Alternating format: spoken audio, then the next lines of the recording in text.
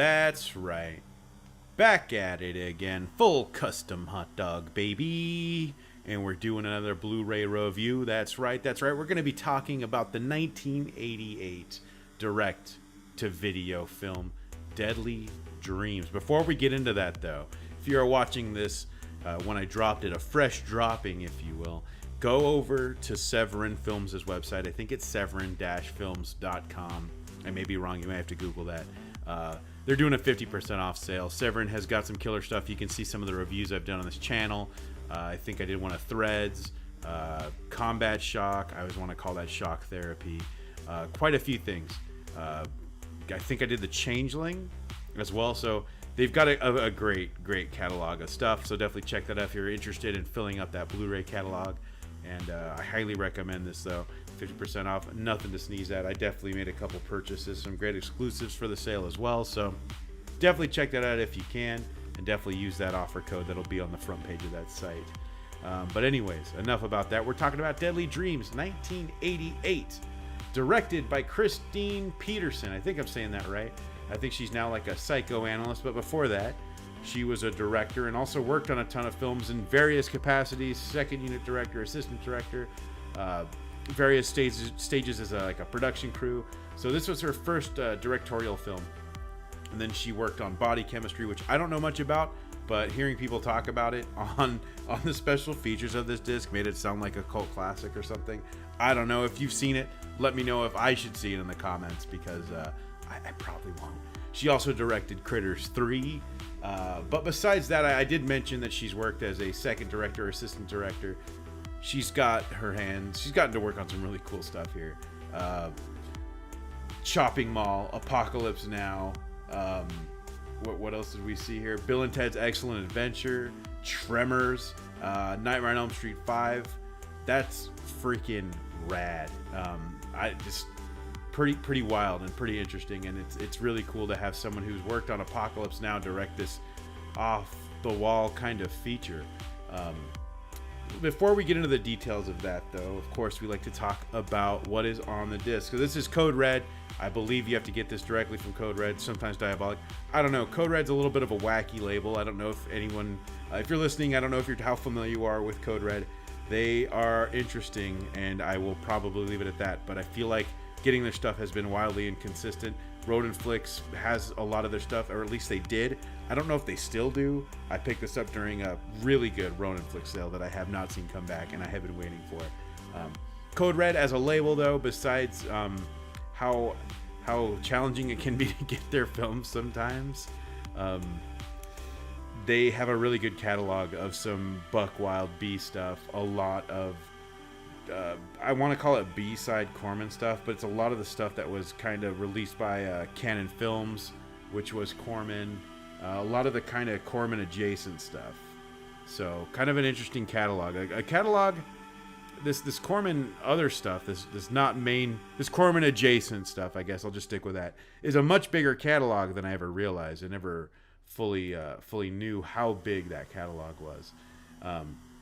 So without further ado, we have a 2K scan of the original IP. I'm not sure what that means exactly. Integrative print, maybe? So it looks pretty solid. My only complaint is the sound. There's a hiss that's very loud when nobody's talking. And once I started noticing it, I couldn't not notice it. Really started getting on my nerves. There are some cool little special features here. You've got an on-camera interview with the director, Kristine Peterson, which was really cool. It was really nice to hear her talk about this flick. You've got another interview with actor-writer Tom Babis, who is in this film as the best friend character, as Danny, who's friends with Alex, the lead. This was Tom's first movie that he wrote. He got to star in it, and loosely based on his ex-fiancée. This whole story isn't loosely based on his ex-fiancée, but a character is loosely based on his ex-fiancée, he says, which I don't know if that's a wicked burn or not. So that's interesting, I suppose. And then also another interview with co-star Dwayne Whitaker, who plays one of the kind of the main gunman, I suppose. That's kind of an interesting one, because the way they do it in this film is weird. So he's sort of a main character, but not really. And this was kind of early work for him. And in the interview, he just kind of talks about how that got to lead to some other really good opportunities. It's always really cool to hear actors talk about how they got their start and got into the Hollywood game. I always think that's neat anyway. So also the original trailer, which is pretty solid. Now you also have, and I don't know if it's on this Blu-ray. I'm reading this off the back of the box here. Let's see. It's presented by some horror host. I don't see it on here. It's like Katarina something.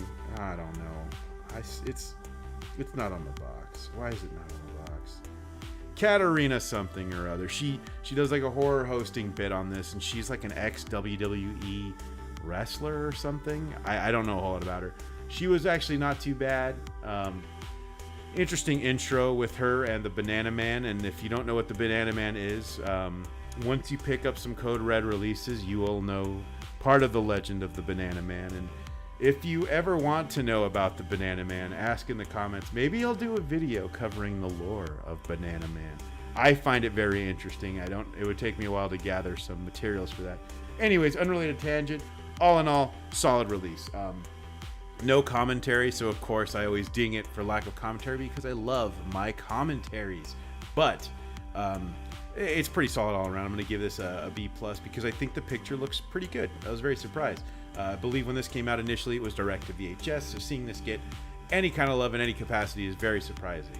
So, without further ado, let's talk about the film itself, Deadly Dreams, which easily has the coolest box art in the game. I remember seeing this as a kid, and that box art haunted me. Seeing this on shelves at rental stores, I always stared at it because it is the scariest thing. You've got a dude, a wolf-faced man with a gun. That was pure nightmare fuel for me. So let's read what IMDb is telling us Deadly Dreams is about. I don't like this synopsis. From the director of the highly acclaimed Body Chemistry, see, that's what I'm talking about with body chemistry, comes a frightening excursion into terror. Alex is caught in a web of distrust between his brother, his best friend, a beautiful stranger, and the renewed dreams of the slaughter of his family.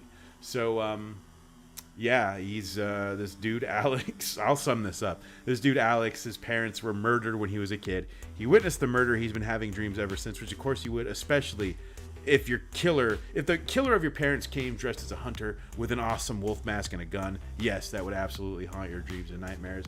And so there's a lot of twists and turns. It almost feels like a weird... I'm not too familiar with soap operas, but every once in a while I hear about weird soap opera episodes, and I think it's really interesting. Sometimes they'll throw in like a serial killer or psychic powers, and this feels like a weird spin-off of a soap opera. And I think the writer ended up having some experience with soap operas, I think. We'll look at that in a bit. But yeah, so it doesn't quite feel like a slasher. There's a ton of dream sequences, and some are really creative and really interesting. And this movie almost feels like it's going to go into a Nightmare on Elm Street type of way. And it doesn't. And I don't know how I feel about that, because the ending leaves me a little unsatisfied. It's kind of a wink and a cutesy giggle, and I don't care for that. There's some great imagery. The direction is a little flat in some areas, but I don't hate this movie. It definitely disappointed me, though, because nothing can live up to that cover, that poster of the wolf-faced man, which the moment I saw this on sale, I had to buy it. I didn't even know this got a Blu-ray release until I saw it in the Ronaflix sale. But pretty decent performances all around. I did mention the director, who we did talk about a little bit. We've also got in the lead as Alex, we've got Mitchell Anderson, who was a regular on Party of Five, was in things like Jaws the Revenge. You've got, in this cast, given what this film is, a direct-to-VHS movie, this is a very solid cast for something of this caliber.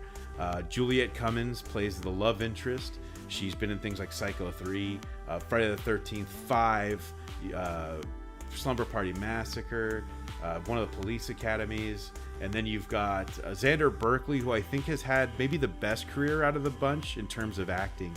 Been in Terminator 2, Judgment Day, Air Force One, one of the Shanghai Noon movies, 24, all kinds of stuff. And this guy is still acting to this day in all kinds of stuff. Pretty neat career. And once you see him, you'll probably find him to be very familiar. So yeah, all in all, it's an okay film. I don't love it. I don't hate it. This kind of makes me want to do like a bigger breakdown of it though, because there's some real interesting stuff, some real cool stuff, and there's ways that I wish this film could have gone. In fact, the first time I saw this movie, once it was over, I immediately thought, holy crap, that was decent. I was very like, wow, what an okay movie. But I immediately thought they should remake this. And for a lot of people, I talk about this all the time on this channel if you're a frequent watcher.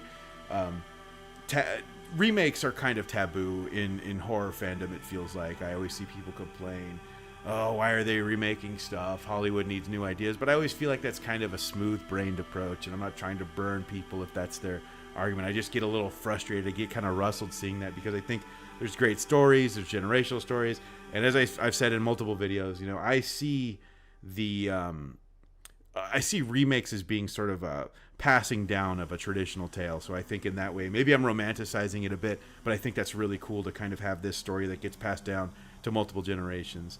Of course, people have arguments against that you can go to the rental store and see it, but I think if you're a kid or a youngster, you know, the rental stores are dead. You don't get to look at those shelves. You look at something like Netflix, and that's kind of, it sort of just ruins your senses. It just blows your mind with all these choices, and you don't really know what to pick. So I think in a way, having those remakes sort of gives you that story, and then if you like it or don't like it, or, you know, if you think that's a cool idea, I always want to see the original of remakes anyway. So I don't know, maybe that's just me. Again, let me know what you think in the comments.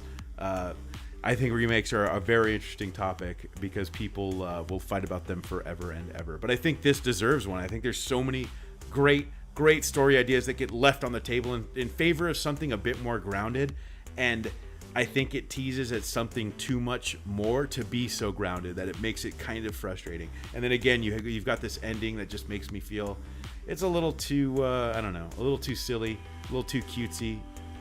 Probably not what you're thinking though when I say that, but and you've also got a very cool looking killer that's very simplistic, which maybe that's the secret to making a cool killer. As you know, when I talk about any kind of horror, especially slashers, I love horror flicks that have cool looking killers. Bonus points for cool weapons as well.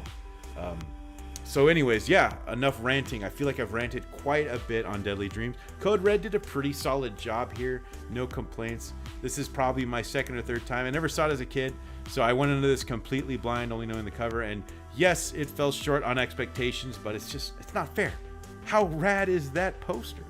But anyways, let me know what you think, as always, in the comments. Full Custom Hot Dog. You can follow me on Twitter. It's Full Custom Hot Dog without the last O, because that is just too long for Twitter.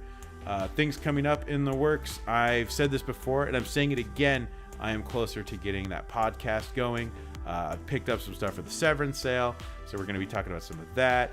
I've got a bunch of stuff from that Vinegar Syndrome sale. Too many. Enough to be a little embarrassed about, so there'll probably be a video on that. I went pretty wacky. I went a little hard in the paint there. But yes, as always, thank you for watching. And of course, mash that like, fam. And thanks for watching as always.